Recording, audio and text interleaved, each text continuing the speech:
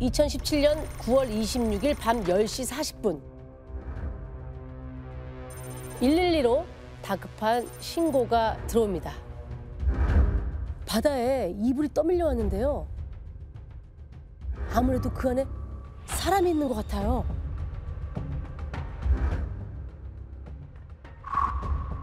이불 안에 사람이요? 네. 그 밤에? 네. 신고하신 분은 부산항 부두에서 밤 낚시를 하시던 남자분이었는데 네.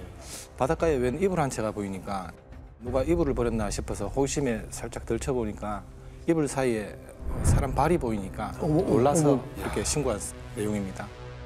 그 이불 속에 이제 그 피해자분은 이제 여성분이셨는데 외출 보고 나니 이제 편한 복장이셨고 바닷속에 좀 많이 오래 계시는지 온몸이 많이 퉁퉁 붓고 이제 부패도 많이 진행된 거인양 형태였습니다. 바로 누군지 나왔나요? 시신 발견 장소에서 그 피해자의 휴대폰이라든지 지갑, 신분증 같은 신원 확인할 만한 건 아무것도 없었습니다. 그래서 저희는 이제 지문을 채취해야 되는데 물에 당시 지문이 너무 많이 불어 있어가지고 당장 확인이 안 됐습니다. 아, 이게 안 되는구나. 울면. 저도 제가 현장 CSI로 근무할 때 그 서울에 다 강을 끼고 있었거든요. 우리 관할이. 그래서 물에서 나오는 시신들이 불어가지고 지문 채취하기 굉장히 힘들거든요. 그럼 어떻게 해요? 그럼 이제 드라이기로 말리거나 건조시켜가지고 주사기에다가 식염수를 넣어가지고 주사를 해서 이렇게 부풀려요. 정상적인 지문처럼. 이렇게 해서 지문을 찍는데 이게 또 허물허물해서 벗겨지거든요. 이렇게 되면 이제 다 벗겨내고 속지문을 찍기 위해서 이제 겨우겨우 찾아내는 일들이 많죠. 맞습니다. 장작 10시간 만에 지문 채취에 성공을 했고요. 피해자는 당시 50대 여성 오 씨로 밝혀졌습니다. 그리고 이혼 후에 혼자 살고 있는 것까지 확인이 됐고요. 어머, 아이고야. 예, 그리고 그때 저희가 부검을 요청을 해서 결과를 받을 수 있었는데 목이 졸려서 질식한 것으로 확인됐고 얼굴과 몸 쪽에 상당수의 멍자국이 확인되었습니다. 야, 이 사망 후에 그 혈액순환이 안 되잖아요. 네. 그래서 이 멍자국이 생겼다라고 하는 것은 이제 장시간 폭행을 당한 이후에 결국은 지식사에서 사망했다. 이렇게 현장 상황이 해석이 되죠. 야, 잔인하네. 게다가 시신을 바다에 또 버리기까지 한 거잖아요. 그렇죠. 근데 뭔가 엄청 빨리 착착 확인되는 느낌이 좀 듭니다. 형사님들이 이렇게 좀 빠르게 움직일 수밖에 없었던 이유가 있어요. 뭔데요? 이때가 황금 연휴를 앞두고 있던 시기였기 때문이에요. 5일 일주일씩 연휴가 생기는 그 전에. 그 황금 연휴. 네. 그 사체 발견일이 그때가 화요일이었습니다. 그때 주부터 해가지고 공휴일, 추석 연휴, 대체 공휴일, 한글날 이래 쭉 이어지면서 사상 최대 약 열흘간의 긴 연휴를 앞둔 시점이었습니다. 이때 당시가. 그래 언제 이 범행이 벌어진지도 지금 모르는 상황이고 이 연휴 넘기면은 CCTV 자료도 없어지고 은행 기록, 통신 내역 열흘간 손 놓고 기다릴 수밖에 없는 상황이 오겠다 싶더라고요. 그래서 이제 우리 빨리 무조건 움직일 수밖에 없다. 그래서 빨리 진행을 했습니다. 그래서 깔끔한 화수목금 이제 아까 나흘 만에 사건을 속전속결로 해결했다고 하는데. 그렇죠, 그렇죠. 연휴 전에 이제 요청해야 되는 자료들, 못 받으니까. 수사를 더 협조를 요청을 해야 되면 속도를 낼 수밖에 없었던 거죠. 시간이 없네, 시간이 없네. 그렇죠, 그렇죠. 일단 한 팀은 이제 사망한 피해자 집을 수색을 했고요. 또 다른 한 팀은 피해자의 최근 행적을 쫓아서 탐문하기로 했습니다. 네. 사망한 피해자 집부터 확인했습니다. 들어가는 순간 여기가 사건 현장이 아닌데 싶더라고요. 왜요? 뭘 받길래 그러죠? 들어가서 보니까 방금 청소하고 외출한 것처럼 집안이 너무 깨끗했습니다. 누군가가 뒤졌다거나 강제 침입한 흔적도 없었습니다. 그래서 여기서 사건이 벌어진 건 아닌가 보다 싶었는데 안방에 들어갔더니 있어야 할 게 없더라고요. 안방 침대에 침대뽀가 없었습니다. 그 바다에 아까 시신에 그 감싸져서 발만 나와 있다는 그 위에 쌓여져 있다는 그 이불이라겠다 침대포. 그래서 저희가 바로 가수팀을 긴급 지원 요청을 했고요. 보이지 않는 그 흔적들을 한 개 한 개씩 찾아내기 시작했습니다. 그래서 뭐가 나왔나요? 안방 침대 좌측에서 낙하열연이 발견됐고요. 그리고 문지르거나 닦을 때 생기는 접촉 현연이 아주 미세하게 발견됐습니다. 유전자 분석 결과 피해자의 혈흔으로 밝혀졌고요. 혈흔의 양이 많지 않은 걸로 봐서는 폭행 당시에 흘렸던 피 정도로 볼 수가 있겠죠. 아까 뒤진 흔적이 없다고 했는데 그 없어진 물건은 없었나요? 혼자 사시는 분이어서 없어진 물건을 확인해 줄 사람도 없거니와 디지털 증거를 볼 수 있는 뭐 휴대전화라든지 이런 것조차도 없었습니다. 그럼 범인이 가져갈 그럴 수 있죠. 가능성이 크지 않을까요? 그렇죠. 범인이 가져갔을 수 있죠. 예. 아, 대체 이런 일이 벌어진 걸까요? 저희는 피해자가 마지막으로 목격된 게 언제였는지 또 최근에 피해자에게 어떤 신경의 변화가 있었는지 주변 탐문을 해봤습니다. 피해자가 아르바이트를 하던 가게 사장님을 만났는데 걱정을 많이 하고 계시더라고요. 아직도 연락이 안 되니까 그런 거 아닐까요? 걱정이 되죠. 예. 그렇죠? 혹시 뭐 다른 이유가 있었나요? 가게 사장님이 피해자분과 굉장히 오랫동안 가족처럼 지내던 사이였는데 마지막으로 본 건 시신 발견 일주일 전인 19일이었다고 했습니다. 그날 평소처럼 출근을 했다가 또 퇴근을 했다고 합니다. 근데 다음날 갑자기 무단 결근을 했다고 합니다. 하루는 그냥 기다렸는데 그간 또 말도 없이 또 가게에는 안낭도 없었다고 합니다, 피해자분. 그래가 사장님께서는 이제 뭔가 이상하다 이렇게 생각하시다가 21일 날 이제 집에 한번 찾아가 보셨죠. 아, 근데 찾아가서 문을 아무리 두드기도 이제 인기척도 없고 할 수 없이 연락 달라는 쪽지를 문 앞에 붙여놓고 왔다고 합니다. 19일에 퇴근하고 그 이후로 계속 쭉 연락이 안 된 거네요. 예. 쪽지를 붙여놓은 건 오 씨가 본 것 같다고 이렇게 하시더라고요. 그 다음 날로 넘어가는 새벽에 가게 사장님한테 이제 문자가 한 통을 이제 받았다고. 아, 그 쪽지를 본 거네요? 아이들 때문에 애 아빠 만나고 할 일이 많고 해서 당분간 아무에게도 얘기 않고 쉬고 싶어 바람 쐬러 감. 보내진 시간은 오전 4시 35분으로 나와 있죠. 완전 새벽이네. 그 시간에 집에 들어온 건가? 사장님이랑 피해자분이랑 정말 좀 가까운 사이였나 생각이 드는 게 저렇게 반말로 문자를 하는 게 쉽지 않지 않아요? 저 개인적인 친분이 돼 있지 않는 이상 뭐뭐 하러 감, 뭐 이런 말투 자체가 반말 때문에 사장님은 걱정을 하셨던 거더라고요. 평소랑 달랐구나. 평상시엔 그러지 않았는데 지금 이 문자는 어색한 거지. 예, 사장님이 피해자분보다 나이는 조금 어리긴 해도 평소에 항상 존댓말을 하셨다고 합니다. 어쩐지 옷이 같지가 않다고 생각하셨다 하더라고요. 그래서 바로 이제 전화를 걸어보셨는데 전화기가 이제 꺼져 있다고 하셨습니다. 아, 문자가 와서 바로 전화를 했는데 전화기 꺼져 있다고요? 이거 수상한데. 근데 우리가 용감 행사 하다 보면은 뭔가 범인이 대신해서 보내는 경우도 있었잖아요. 그치, 거의 그랬죠. 그런 일들이 범인이 있었죠. 살해를 하고 그 휴대폰을 가져가서 문자를 대신하거나 본인인 척. 예, 본인인 척. 근데 사장님이 쪽지를 붙이고 온 그날 새벽에 바로 연락이 왔다는 게 더 이상해요, 저는 좀. 범인이 다시 피해자 집에 갔던 건가라는 생각도 좀 듭니다. 그리고 이제 문자 받은 지인들이 하는 말 들어보니까 이 사건이 왜 벌어진지 단박에 느낌이 딱 오더라고요. 왜요? 피해자분이 이사를 앞두고 있었는데 이제 살던 집 전세금 약 1억 2천만 원 정도를 이제 미리 받았다는 소문이 좀 담원 결과 좀 자자했습니다. 아, 돈이 있었구나. 결국엔 또 돈으로 또 범행을 노린 그런 사건 같기도 하고. 그래서 저희가 바로 피해자분의 통신 내역을 확인했었는데요. 지인들한테 문자만 보냈던 피해자 휴대전화 기록에서 새벽 시간대에 특이한 발신 내역을 찾을 수 있었습니다. 특이한 발신 내역. 발신 내역인데 특이하다? 이게 뭐 9월 19일 이후에 발신 ARS 내역인데요.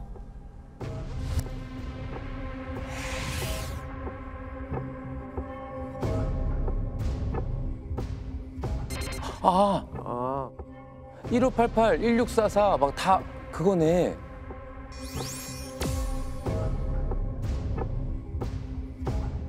예, 마지막 퇴근 이후 20일 오전 6시 15분을 시작으로 이틀간 무려 14번이나 은행 AR에서 전화를 했었습니다.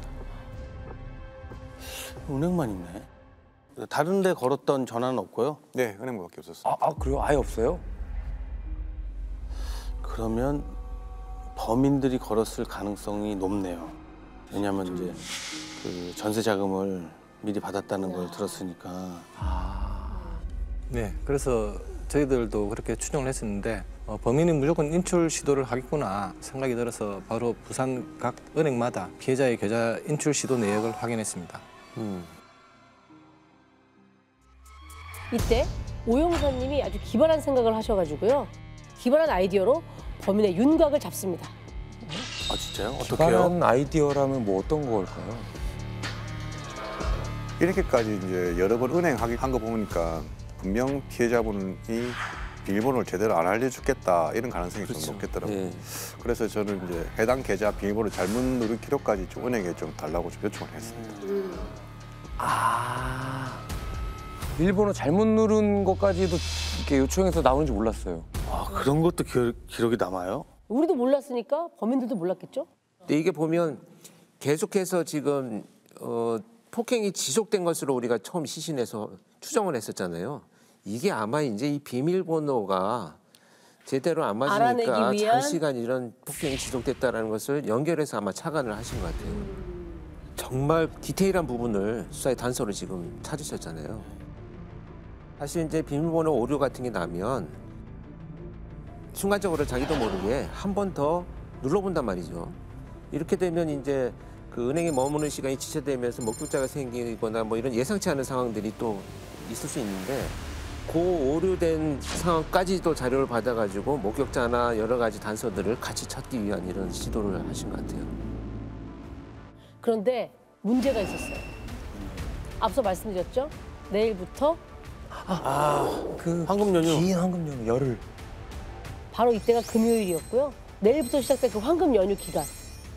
그렇게 되면 은행으로부터 협조를 구할 수가 없으니까 이 마감 시간 임박하게 달려가서 오늘 확인 꼭 해야 된다. 안 그러면 범인 놓친다. 해서 매달리셨다고 합니다. 그래서 받으셨어요? 2시간 전에 가까스 자료 다 주셨습니다. 마감 2시간 전에. 다행이다. 그 당시에 돈을 인출했던 은행 CCTV 거기에 얼굴이 고스란히 남아 있었어요. 범인이요? 네.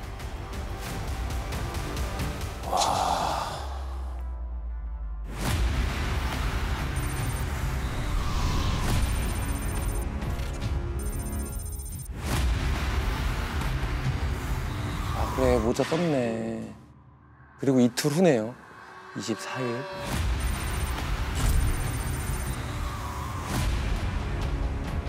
뭐야?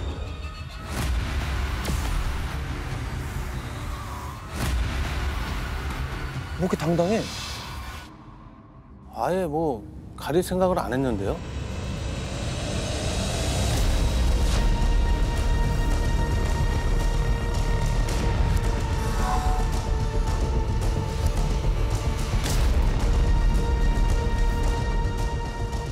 아 저기 타고 온 트럭이에요? 번호판까지 너무 선명한데? 두 번째 CCTV를 보고 잡았다 싶었습니다. 혹시 뭐 아는 얼굴이었나요? 얼굴만 보고 어떻게 그런 생각을 할 수 있죠? 예. 피해자가 마지막으로 목격된 19일을 기준으로 약 한 달 보름간 통화량이 많은 순서대로 저희가 다 이렇게 조회를 했습니다. 그 중에 알리바이가 밝혀진 사람을 제외하고 나니까 10명이 확인됐습니다. 이 CCTV에 확인된 사람이 그 중에 한 명이었습니다. 아 그래서 한눈에 알아보셨구나.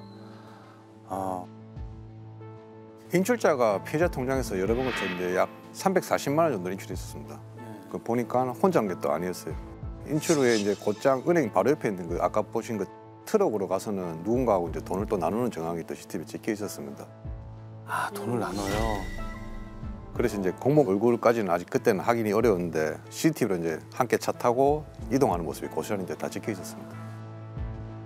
돈을 나눠받았다? 그러면 이거 공범인 거잖아요. 거죠. 그렇죠. 네. 맞습니다. 자, 지금부터 저 인출자를 박 씨라고 하겠습니다. 네네. 박 씨는 40대 남성이었고요. 차량 번호로 차주 신원까지 확인이 됐는데요. 트럭의 차주는 20대 남성 황 씨였습니다.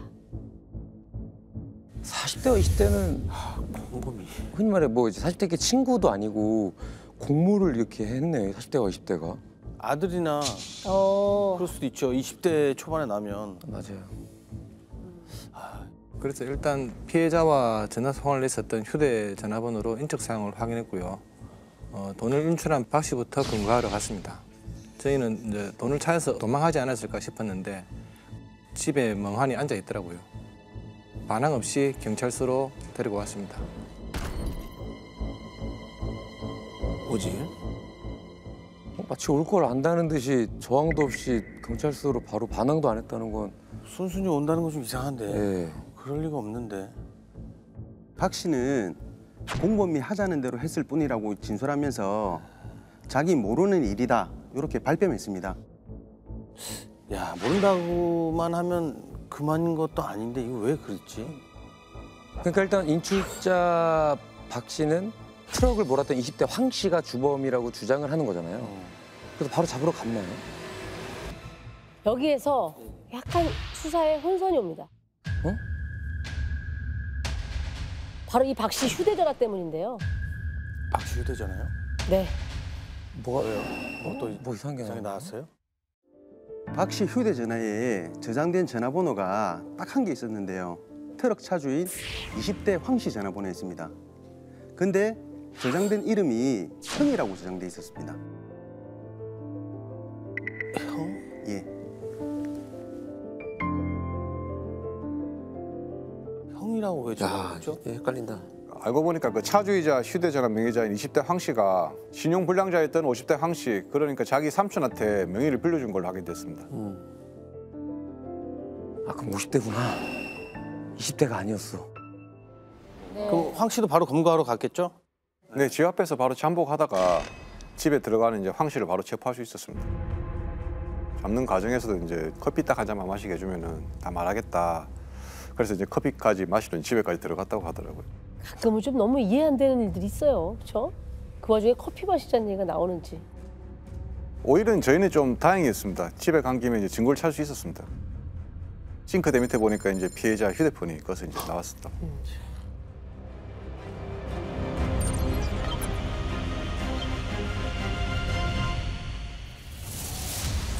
그 답장. 아 그럼 주범이 황 씨가 맞네요. 그 50대 황 씨. 네, 그렇게 추정이 됐죠. 그래서 경찰서 가서는 인정을 했나요?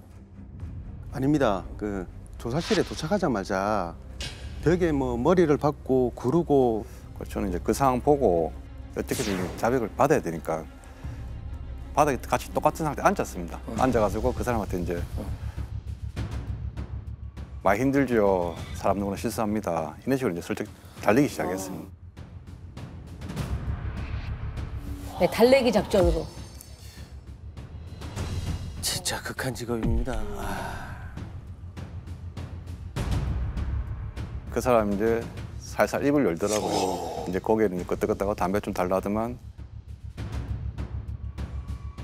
피해자를 사랑했다. 근데 말다툼을 하다가 순간 너무 화가 나서 목을 졸랐다라고 주장을 했다고 합니다. 사랑하는 사이였는데 그 여자가 날 배신했다. 아, 뭐 뭔가 그냥 뭐라도 거리를 만들어 나 보는 모르게 거죠. 무슨 뭐 떠넘기는 네. 식으로 이제 뭐 아주 거기에 뭘 전형적으로. 만들어 놓겠죠. 아, 말도 안 되는 합리화를 시켜놓는구나 그냥. 일단 자백을 끌어내는 성공을 했는데 꺼낸 말 중에 가장 확실한 건 이제 피해자가 사망한 죽음의 원인을 정확하게 알고 진술했다는 것. 이것이 이제 가장 중요한 의미를 갖고 있죠. 네, 맞습니다. 저희는 애초부터 애인 관계였다는 말을 믿지 않았습니다. 황 씨가 피해자하고 연락을 주고받은 지 채 한 달이 안 됐었고요. 그리고 살인 이후에 피해자의 카드로 21일에는 횟집에서 22일에는 고깃집에서 결제한 내역이 나왔습니다. 저게 회랑 고기가 말이 들어가나? 아, 여기서 이 황 씨를 더 몰아붙이면 안 되겠다라고 생각을 하셨고 이번에는 박 씨에게 작은 기대를 걸어보셨다고 합니다. 박 씨인데 아까 아무것도 모른다고 하지 않았어요? 네. 네, 그런데 박 씨하고 다시 얘기를 한 이유는 박 씨가 약간 어리숙해 보여도 그렇게 꾀를 부릴 사람으로는 보이지 않더라고요. 이 휴대폰에 저장된 번호도 황 씨 하나밖에 없는 걸 보면은 황 씨하고는 약간의 주정 관계가 아닐까 그렇게 생각이 됐었죠. 네. 그래서 박 씨한테 자초지종을 물었더니 황 씨가 사건 발생 보름 전부터 자기를 불러서 지인 개 몇 마리가 곧 죽을 것 같으니 같이 좀 처리하자. 조만간 볼 테니 오라고 했답니다. 그리고 박 씨는 평소에 황 씨한테 종종 일거리를 받은 적이 있어서 약속대로 나갔다고 합니다. 아, 개가 죽을 것 같으니까 그 사체를 같이 버리자고 했다는 거예요? 그렇죠. 그럼 그 확실한 사람은 이미 보름 전부터 계획을 세운 거네요. 황 씨는 철저하게 계획을 세웠던 겁니다. 그래서 20일 날 오후 2시에 황 씨한테 연락이 왔길래 부른 대로 갔더니 노란색 이삿짐 바구니에 뭔가 묵직한 게 담겨 있었다고 합니다. 일단 황 씨네 집으로 옮겼는데 나흘쯤 지나서 새벽에 또 연락이 왔다고 합니다. 물에 버리러 가자. 그러면서 하는 말이 하도 냄새가 많이 나니까 썩은 다리에 가서 버려야 되겠다. 그렇게 얘기를 하더랍니다. 썩은 다리? 썩은 다리.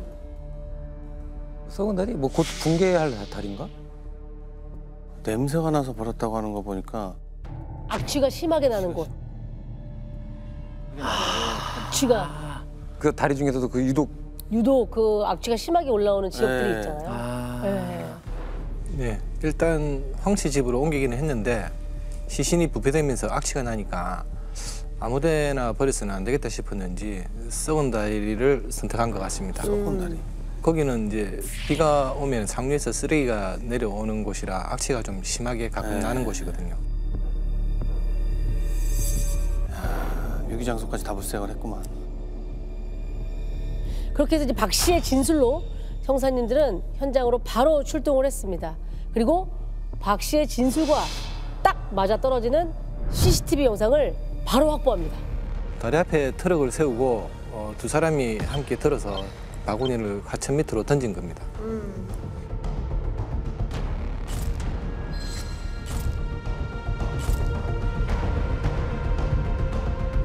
두 사람이 하천에 그냥 저렇게 무심히 유기한 피해자의 시신은 결국 바다까지 흘러가서 사건 발생 6일 만에 발견이 된 겁니다.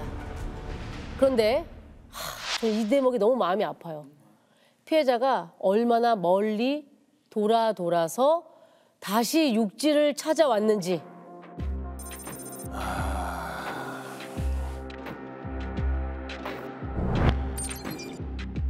처음 유기한 장소가 썩은 다리였고요. 조금 떠내려가다가 멈추니까 두 번째 장소에서 모래주머니를 달고 또 조금 떠내려가니까 세 번째 장소에서 모래주머니를 하나 더 달고 그리고 네 번째 장소에서 돌덩이까지 넣어서 그나마 바다 가까운 곳에 유기를 했다고 합니다. 처음 유기했던 곳에서 시신 발견까지 거리가 약 6km 정도 넘습니다. 그나마 해류가 부두 쪽으로 흘러서 부산항으로 돌아왔을 다행입니다. 먼 바다 나갔으면 영영 찾을 수도 없었어요. 그러네. 저때가 이제 만약에 바다로 나가는 물때였다면 계속 흘러 나갔다면 못 발견이 찾는 안 거죠. 됐을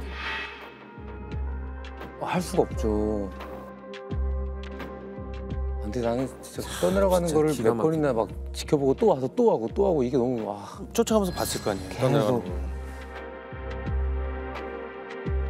이게 발견된 게 기적이네요. 맞습니다. 정말 살인 계획하고 실행한 건 황 씨가 맞았나요? 네, 황 씨였습니다. 피해자 퇴근이 늦은 밤이라서 택시에 데려다 주겠다면서 함께 피해자 집까지 와서 집으로 같이 들어갔습니다. 그때가 20일 새벽 4시쯤이었는데 그때부터 비밀번호를 켜려고 폭행이 시작되고 지속된 겁니다. 목졸라 살해한 건 20일 오전 11시 전후로 추정되고요. 폭행은 몇 시간을 한 거예요 도대체? 아유. 상상도 안 되지만 너무 고통스러우셨을 것 같은데. 정말 황당했던 건 피해자를 살해하고 시신을 자기 집에 옮겨놓고 나서 다시 피해자의 집으로 들어갔습니다. 다시요? 다시요. 황 씨가 피해자 집에 들어가서 금 목걸이, 금 팔찌, 뭐 돈이 될 만한 거는 다 훔쳐서 전당포에다가 넘겼더라고요. 그래서 그 받은 290만 원으로 그 황 씨의 여자친구한테 커플링을 해줬답니다. 에? 아니 아까 그 사랑하는 사이라고 하잖아. 뻥이죠. 아이, 그거는 거짓말이지. 너무 나빠요. 진짜 너무 나쁜 것 같아. 인간이 아니고. 아니, 전세금 있지 않습니까? 전세금. 1억 얼마인가? 그 설마 그 돈까지 또 다 쓴 건 아니죠? 다행히 전세금은 통장에 그대로 남아 있었습니다. 나중에 박 씨가 이제 저한테 진술을 하더라고요. 자기가 비밀번호 몇 번 틀리니까 이제 거래 정지 당해가지고 이제 황 씨 다시 가니까 황 씨가 온갖 쌍욕을 조합해서 막 하더랍니다. 그래서 자기는 이제 뭐 태어나서 이런 욕이 있었다 이런 것도 처음 알았다 하더라고요. 근데 비밀번호를 몰랐던 게 아니었잖아요. 왜냐면 아까 전에 비밀번호를 알아서 340만 원 정도를 찾아가는 그 CCTV 찍혔고, 그럼 점세근 통장 비밀번호는 왜 몰랐던 거죠? 뭐가 달랐나? 피해자 입장에서는 이제 오전 4시부터 지속적인 폭행이 계속됐지만 끝까지 그 통장만을 어떻게 좀 지켜보려는 그런 마음이 안타깝게도 있지 않았는가 생각이 듭니다. 맞습니다. 네. 자녀분이 한 분이 있었는데 그 자녀분 때문에 마지막까지 버티셨던 것 같더라고요. 그래도 남겨진 자녀들이 살 수 있게끔 하려면 내가 이걸 뺏길 수는 없다. 그래서 그렇게 막 엄청 때리고 막 했었을 거 아니에요. 그 얼마나 비밀번호 그렇게- 알아내려고. 시간이 몇 시간이야 세상에. 새벽부터. 잔인한. 진짜 나쁜 놈들이야. 당시에 황 씨가 빚만 4천이 넘었었는데 당시에 또 독촉도 시달리고 있었고요. 신용불량자라서 더 이상 빌릴 것도 없었고, 휴대폰 포렌식을 해보니 채권자들한테 일주일만 기다리면 갚을 수 있다, 이런 문자 보낸 것까지 확인이 됐었습니다. 이거는 아니다 진짜. 남의 카드로 버젓이 고기 사 먹고 회 사 먹고 커플링 사고. 커플링 사고. 전당포 맡겨서 그렇죠. 난 거기서 뻥이 갔습니다. 진짜 나쁜 놈들이야. 이해를 할래야 할 수가 없죠. 그래서 이제 처분은 어떻게 됐나요? 뻔뻔하게도 이제 마지막까지 연인 사이의 다툼으로 벌어진 우발적인 살인이다, 이렇게 황 씨가 주장을 했지만 받아들여지지 않았습니다. 당연하죠. 말도 안 돼. 주범 황 씨는 강도살인, 사체유기 등의 혐의로 무기징역이 선고가 됐고요. 공범인 박 씨는 사체유기 혐의로 징역 10개월이 선고가 됐습니다. 피해자 가족 입장에서는 정말 그 몇 배의 처벌도 아무리 어떤 벌이 내려진다 해도 그 한은 풀리지 않을 것 같아요. 콘텐츠 공작소 즐겨봐 이 채널.